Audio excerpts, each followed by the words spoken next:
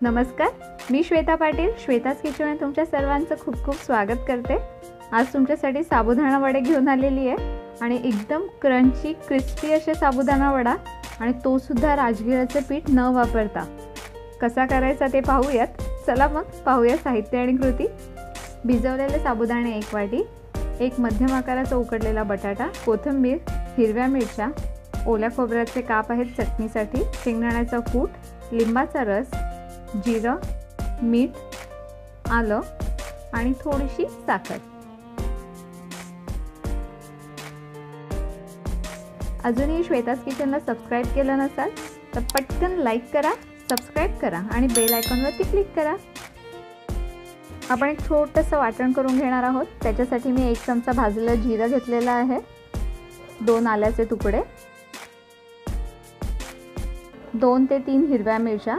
हिरव्या मिरच्या तुम्ही तुमच्या आवडीनुसारही घालू शकता। तुम्हाला जेवढं तिखट आवडतं त्याप्रमाणे तुम्ही हिरव्या मिरचीचा वापर करू शकता।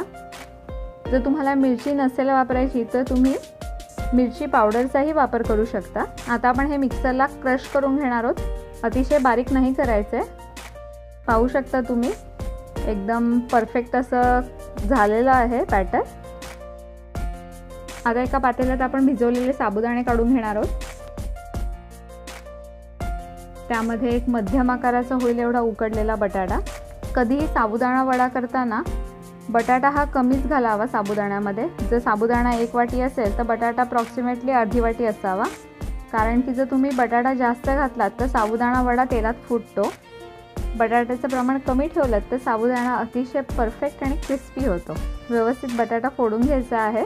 आता आपण यामध्ये जे मिक्सरला पेस्ट करून घेतलेली होती ती घालून घेणार आहोत मिरचीची। जिरं भाजल्यामुळे त्याचा खूप छान असा सुगंध येतोय। यामध्ये 3 चमचे होईल इतका शेंगदाण्याचा कूट। शेंगदाणे भाजून छान त्याचा कूट बनवून घेतला होता। चवीपुरता मीठ आणि 1 चमचा होईल इतकी साखर। साखरेने खूप अप्रतिम चव येते। आणि यामध्ये आपण घालणार आहोत 2 चमचे लिंबाचा रस। आता आपण चपातीचं पीठ ज्या पद्धतीने मळतो अगदी त्याच पद्धतीने आपण हे बॅटर छान मिक्स करून घेणार आहोत। साखर आणि लिंबाच्या रसामुळे खूप छान अशी वड्यांना टेस्ट येते। नक्कीच ट्राय करून पहा। व्यवस्थित असं बॅटर मिक्स करून घ्यायचं आहे।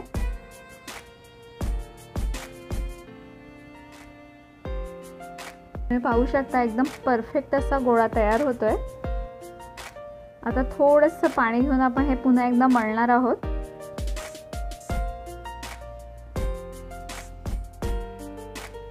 अगदी थोडंसं पाणी घेतलेलं आहे मी।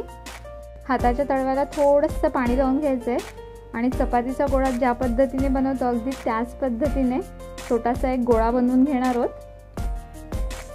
व्यवस्थित असा गोळा बनवून घ्यायचा आहे आणि मेदूवड्याला जसं होल असतं अगदी तसंच इथेही आपण होल करून घेणार आहोत।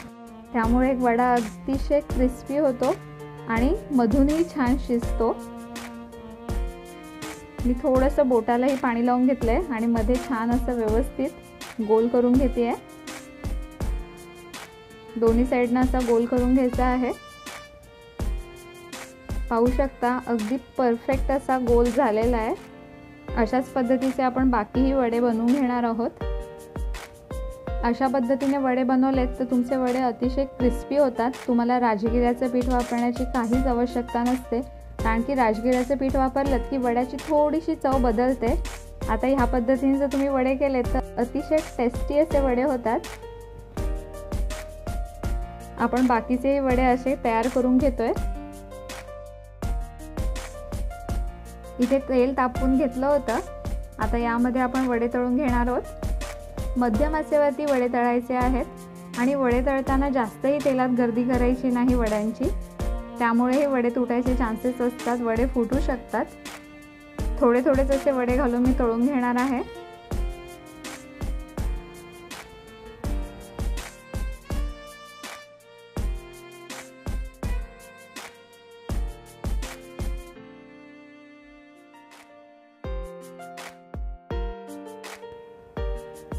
दोन्ही बाजूनी वडे तळून घ्यायचे आहेत। सोनेरी रंग येईपर्यंत आपण हे वडे तळणार आहोत।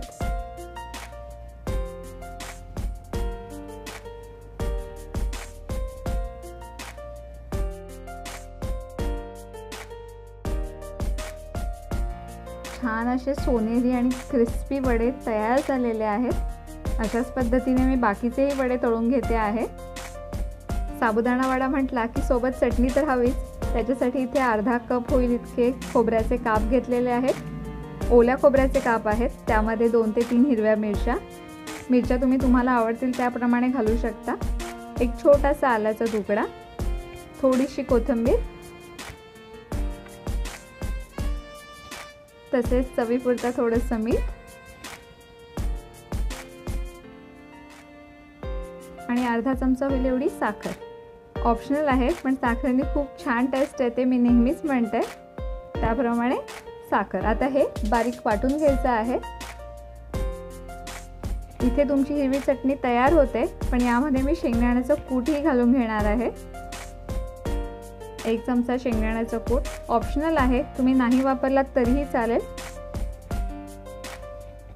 थोडंसं पाणी आणि पुन्हा हे मिक्सरला छान बारीक करून घ्यायचं आहे आणि परफेक्ट अशी चटणीही तयार आहे। सोबत गरमागरम क्रिस्पी साबुदाणा वडा। कशी वाटली आजची रेसिपी नक्की कमेंट करून सांगा। पुन्हा एकदा भेटू एका नवीन रेसिपी सोबत, तोपर्यंत धन्यवाद।